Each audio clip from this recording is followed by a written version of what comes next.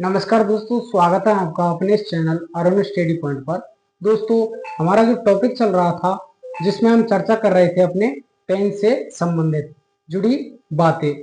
तो टेंस से संबंधित हमने कई सारी क्लासेस हमारे चैनल पर ली जा चुकी हैं। तो जो भी विद्यार्थी हमारे इस चैनल पर नया जुड़ा है तो क्या कीजिएगा, हमारी चैनल की प्लेलिस्ट बनी हुई है इंग्लिश लेक्चर के नाम से। तो वहां पर जाकर आप क्या कर सकते हैं, जो भी विद्यार्थी नया जुड़ा है उन क्लासेस को, जो पिछली क्लासेस आपसे रह चुकी हैं या छूट चुकी हैं, उन क्लासेस को ले सकते हैं तभी। क्योंकि आपको अगर वो क्लासेस नहीं लोगे तो जो हम पढ़ा रहे हैं, अपना टेंस चल रहा है, वो समझ में नहीं आएगा। क्यों नहीं आएगा? क्योंकि हम आगे बढ़ चुके हैं। प्रेजेंट टेंस हम डिस्कस कर रहे थे। प्रेजेंट टेंस में हम जो डिस्कस कर रहे थे वो कर रहे थे अपने प्रेजेंट इंडेफिनिट, जो पहला प्रकार होता है। यानी प्रेजेंट टेंस था जो 4 प्रकार का होता है: present indefinite tense, present continuous tense, present perfect tense, present perfect continuous tense. तो प्रेजेंट इंडेफिनिट टेंस की हम चर्चा कर रहे थे, जिसमें हम बात कर रहे थे अफर्मेटिव सेंटेंस की।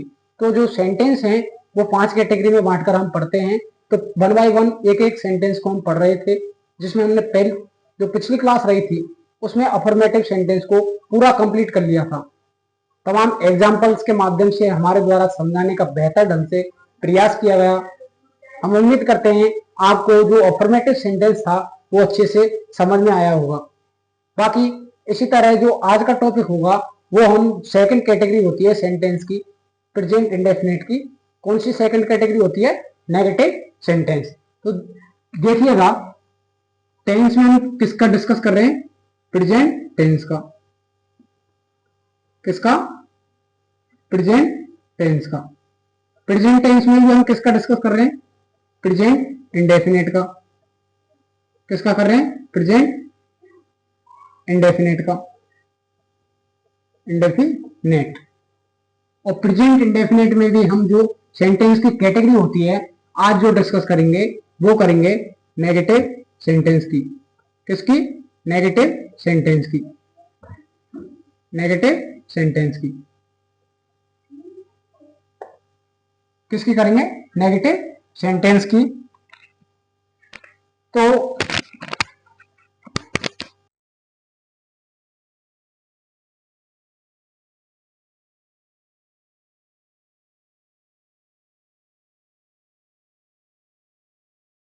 दोस्तों, नेगेटिव सेंटेंस में हम ध्यान रखिएगा, नेगेटिव सेंटेंस की पहचान क्या होती है।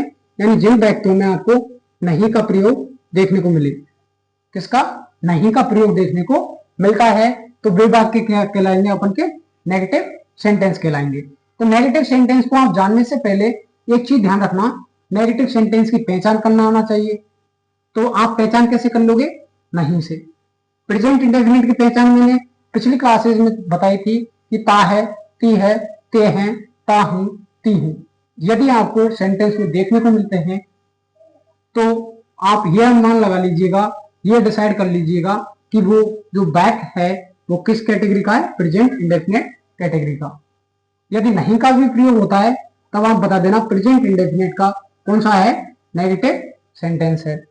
अब बात कर रहा हूं मैं नेगेटिव सेंटेंस का जो फॉर्मूला यूज में लिया जाता है उसमें ध्यान रखिएगा। तो सबसे पहले क्या ध्यान रखोगे? फॉर्मूले को।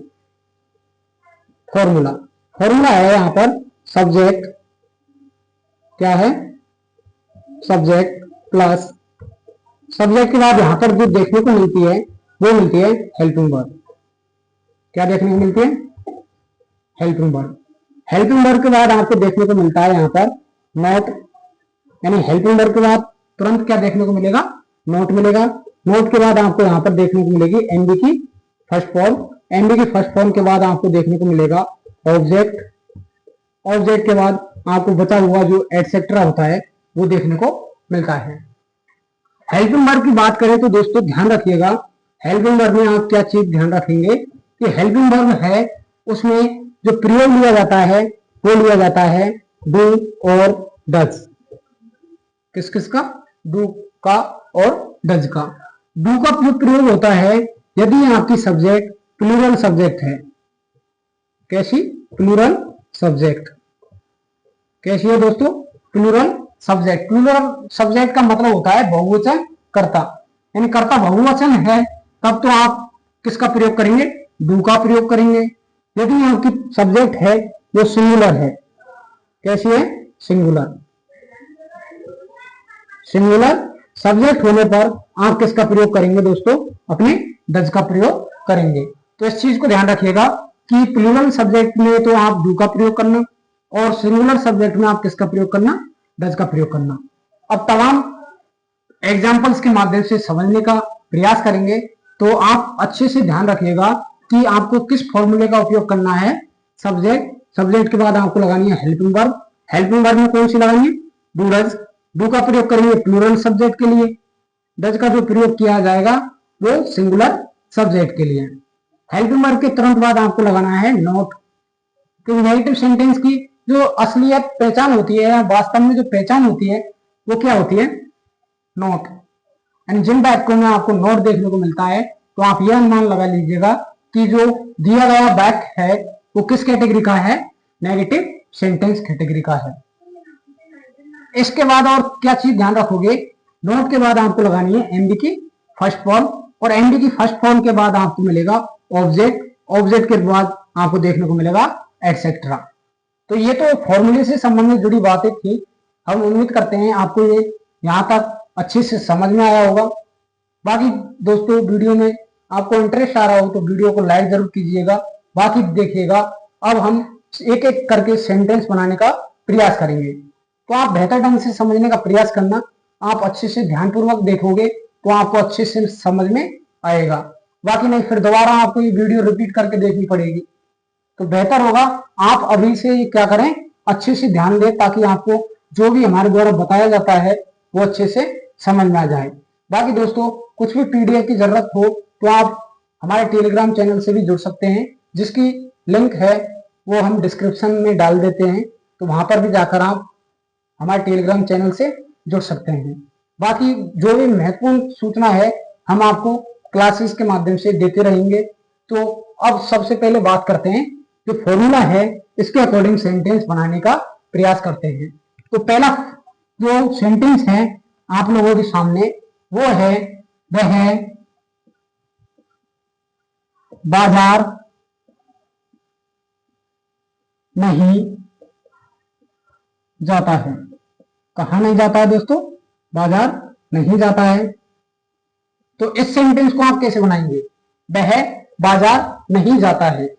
तो ध्यान रखिएगा सबसे पहले आपको पहचानना है किस कैटेगरी का ये सेंटेंस है। तो मैंने आपको पिछली क्लासेस में भी बताया था कि जो प्रेजेंट टेंस है उसकी पहचान होती है और हूं। प्रेजेंट टेंस की पहचान, प्रेजेंट टेंस में आप चार कैटेगरी पढ़ते हैं, present indefinite, present continuous, present perfect, present perfect continuous tense. इन चार कैटेगरी में मैंने जो डिस्कस किया है सबसे पहले पहली कैटेगरी है प्रेजेंट इंडेफिनिट टेंस।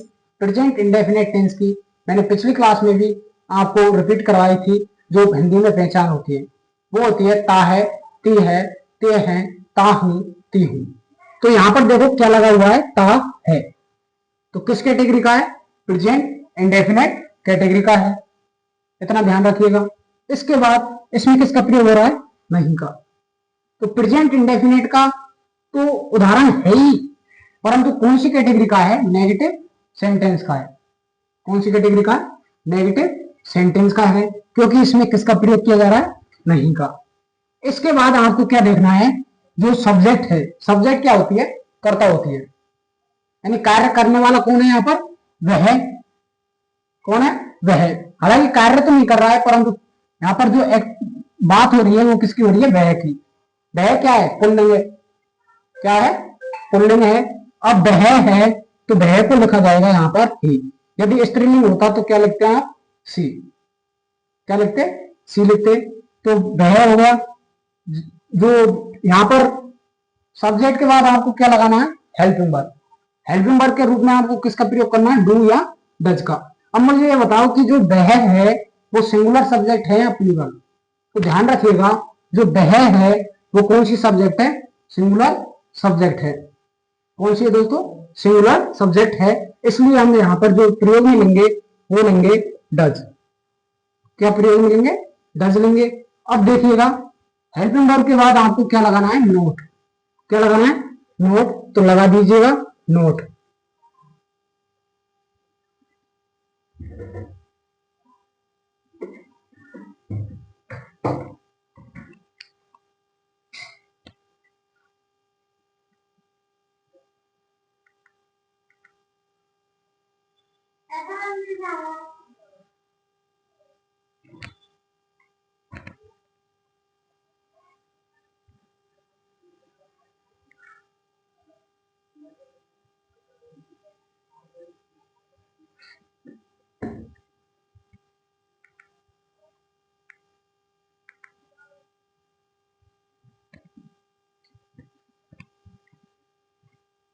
सॉरी दोस्तों, तो ध्यान रखिएगा, यहाँ पर वह बाजार नहीं जाता है, तो हम पहुंच गए यहाँ पर सब्जेक्ट हो गई, हेल्पिंग वर्ब हो गई।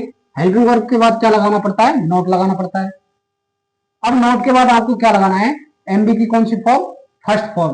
तो फर्स्ट फॉर्म यहाँ पर किसकी लगानी है, मेन मुख्य क्रिया क्या है यहाँ पर, जाना। क्या है, जाना। जाना को कहा जाता है गो। क्या कहा जाता है, गो कहा जाता है। क्या कहा जाता है, गो कहा जाता है। गो का मतलब होता है जाना। तो ही डज नॉट गो, कहां नहीं जाता है, बाजार नहीं जाता है, तो लगा दीजिएगा गो टू मार्केट। क्या लगा दीजिए, गो टू मार्केट।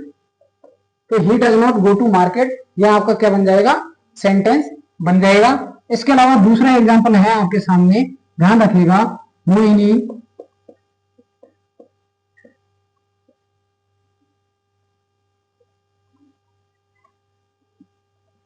फुटबॉल नहीं खेलती है।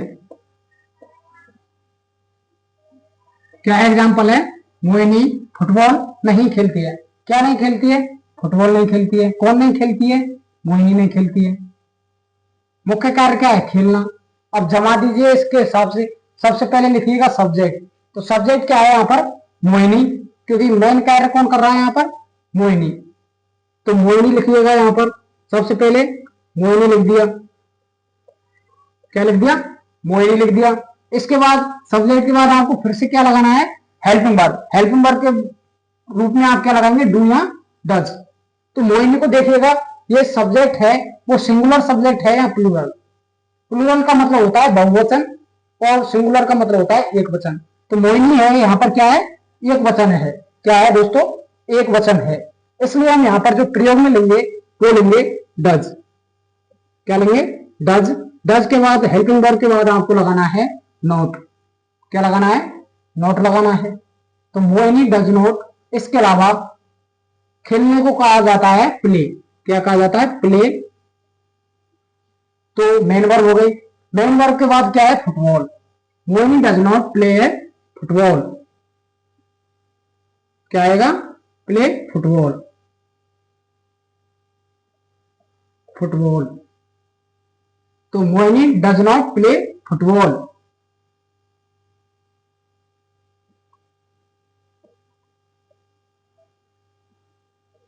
तो ये सेंटेंस आपका बन गया।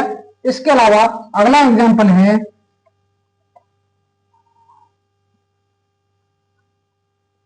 राम और श्याम। राम और श्याम दौड़ते हैं। क्या है, राम और श्याम नहीं दौड़ते हैं। नहीं दौड़ते हैं, यानी राम और श्याम हैं वो क्या करते हैं, दौड़ते नहीं हैं। तो इसमें आप देखिएगा, इस सेंटेंस को आपको बनाना है। दौड़ने को कहा जाता है रन। क्या कहा जाता है, रन। रन यानी होता है दौड़ना। तो राम और श्याम है, यहां पर क्या है, ये सब्जेक्ट है। क्या है, सब्जेक्ट, करता है। करता कौन कौन है, राम और श्याम। तो देखो यहां पर क्या है, ये बहुवचन है, प्लूरल सब्जेक्ट है। प्लूरल सब्जेक्ट का मतलब होता है दो या दो से अधिक। तो यहाँ पर राम और श्याम क्या है, दो है। दोनों मिलकर क्या नहीं करते हैं, दौड़ते नहीं है। दोनों नहीं दौड़ रहे हैं। तो पहले तो लिख लीजिएगा subject, Ram and Shyam. Ram and Shyam. फिर इसमें बताइएगा अब कि इसमें जो प्रयोग लिया जाएगा वो लिया जाएगा डू लिया जाएगा या डज लिया जाएगा। तो मैंने बताया कि प्लूरल सब्जेक्ट होगी तब आप किसका प्रयोग करेंगे, डू का प्रयोग करेंगे। तो ध्यान रखिएगा, Ram and Shyam do not क्या क्या नहीं करते, दौड़ते नहीं है, तो डू नॉट रन। ये आपका सेंटेंस बन गया। इसके अलावा अगला एग्जांपल है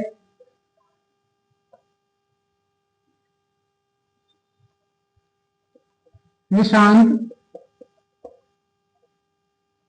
पत्र नहीं लिखता है। क्या है नेक्स्ट एग्जांपल, निशांत पत्र नहीं लिखता है। तो देखिएगा इसमें भी नहीं का है, इसके अंदर भी क्या है, नहीं लगा हुआ है, इसलिए हम कह सकते हैं कौन सी कैटेगरी के, नेगेटिव सेंटेंस के। तो ध्यान रखिएगा निशांत क्या नहीं करता है, पत्र नहीं लिखता है। तो सबसे पहले आपको देखना है सब्जेक्ट, सब्जेक्ट के बाद हेल्पिंग वर्ब, सब्जेक्ट के अकॉर्डिंग लगानी पड़ती है। जो हेल्पिंग वर्ब का प्रयोग किया जाता है वो सब्जेक्ट के अकॉर्डिंग किया जाता है। यानी आपकी प्लूरल सब्जेक्ट होगी तब तो आप डू का प्रयोग करेंगे, सिंगुलर सब्जेक्ट होगी तब आप किसका प्रयोग करेंगे, डज का प्रयोग करेंगे। तो ध्यान रखिएगा निशांत क्या है, यहाँ पर सिंगुलर सब्जेक्ट है, तो पहले तो लगाइए, लिख दीजिएगा निशांत। क्या लिख दीजिएगा, निशांत। निशांत के बाद आपको क्या करना है, सिंगुलर सब्जेक्ट है तो सिंगुलर सब्जेक्ट के लिए लगाते हैं डज। क्या लगाते हैं, डज। और हेल्पिंग वर्ब के तुरंत बाद क्या लगता है, डज नॉट लगता है। क्या लगता है, नॉट। तो निशांत डज नॉट क्या नहीं लिखता है, यानी मुख्य क्रिया क्या है यहाँ पर, लिखने की, तो इसको बोला जाता है रिटर्न। क्या बोला जाता है, रिटर्न। क्या बोला जाता है, रिटर्न। और क्या नहीं लिखता है, पत्र नहीं लिखता है, तो हम क्या बोलेंगे, Nishant does not return a letter. क्या बोलेंगे, Nishant does not return a letter. तो निशांत पत्र नहीं लिखता है, यह आपका सेंटेंस बनकर तैयार हो गया। इसके अलावा एक और एग्जांपल लेते हैं हम। एग्जांपल है आपके सामने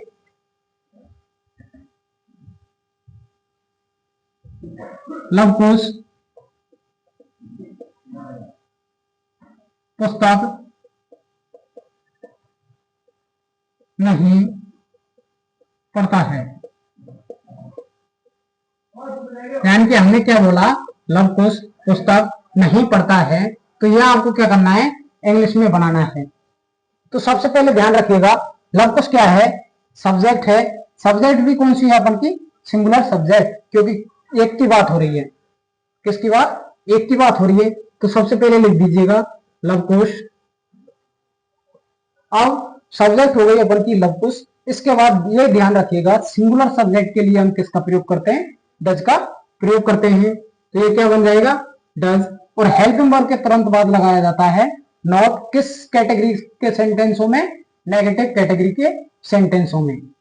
तो लगा दीजिए, नोट लगा दीजिए।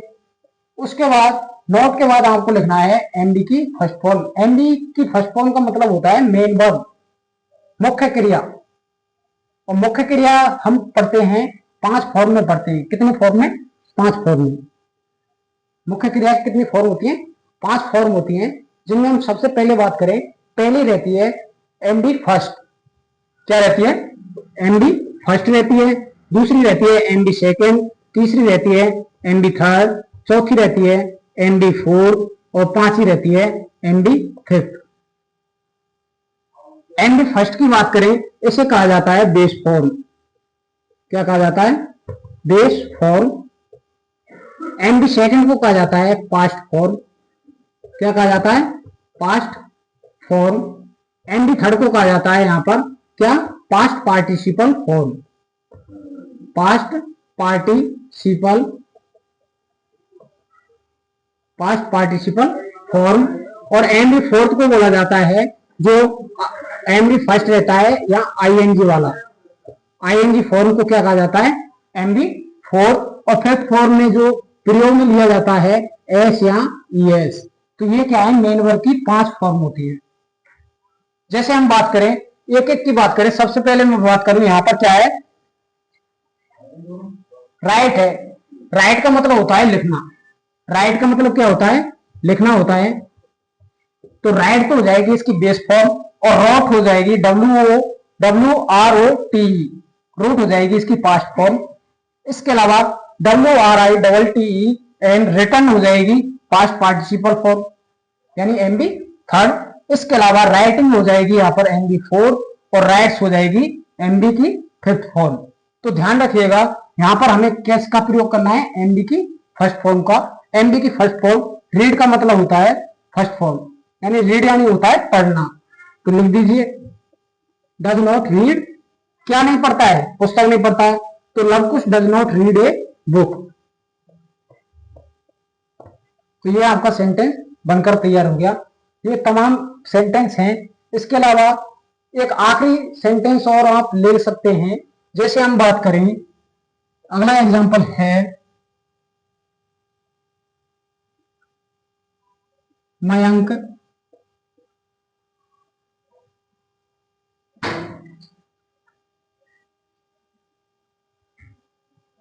क्रिकेट नहीं जानता है,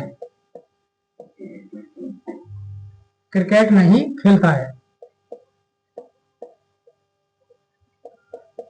क्या बोला मैंने, मयंक क्रिकेट नहीं खेलता है। तो बहुत ही सिंपल सेंटेंस है, ध्यान रखिएगा। मयंक क्रिकेट नहीं खेलता है, तो मयंक लिख लीजिएगा। मयंक तो हो जाएगी यहाँ पर सब्जेक्ट, और मयंक कौन सी सब्जेक्ट है, सिंगुलर सब्जेक्ट है, इसलिए हम यहाँ पर जो प्रयोग में लेंगे वो लेंगे डज का प्रयोग। और हेल्पिंग वर्ब के तुरंत बाद क्या लगा होता है, नॉट लगा होता है, तो नोट लगा दीजिएगा। इसके अलावा क्या नहीं खेलता है, क्रिकेट नहीं खेलता है, तो खेलना क्या हो जाएगी यहाँ पर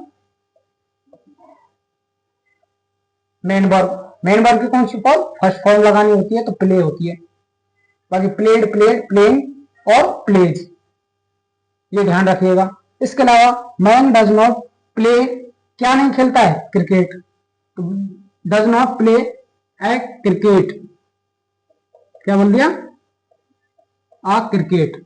man does not play a cricket. तो ये तमाम सेंटेंस ध्यान रखिएगा। सबसे पहले आपको कुछ नहीं करना, यदि आपको अच्छे से फॉर्मूला याद हो जाता है, क्या फॉर्मूला याद हो जाता है, तो आप अच्छे से कुछ भी सेंटेंस है आपके सामने हिंदी में लिखे होते हैं, तो उनको आप अच्छे से आसानी से इंग्लिश में भी बनाने का प्रयास कर सकते हैं। एक बार में नहीं तो 2 बार में आपसे अच्छे से बन जाएगा, इतना मैं गारंटी के साथ कह सकता हूँ, क्योंकि आप प्रैक्टिस करोगे तभी जाके आपको अच्छे से समझ में आएगा। बाकी हमारा काम होता है पढ़ाना और आपका होता है पढ़ना, तो आप जब तक प्रयास नहीं करोगे, रिवाइज नहीं करोगे, तब तक आपको अच्छे से समझ में भी नहीं आएगा। और आप प्रैक्टिस करते रहोगे तो कोई भी हिंदी का सेंटेंस आपको दे दे कोई, तो आप उसको इंग्लिश में बना सकते हो। तो इसी तरह दोस्तों हम आपसे मिलते रहेंगे, और अगर ये वीडियो आपको पसंद आए हो तो आप इस वीडियो पर एक प्यारा सा कमेंट जरूर कीजिएगा, और वीडियो को लाइक करना ना भूलें। तो मिलते हैं अपनी नेक्स्ट वीडियो में, तब तक के लिए साथियों, जय हिंद, जय भारत।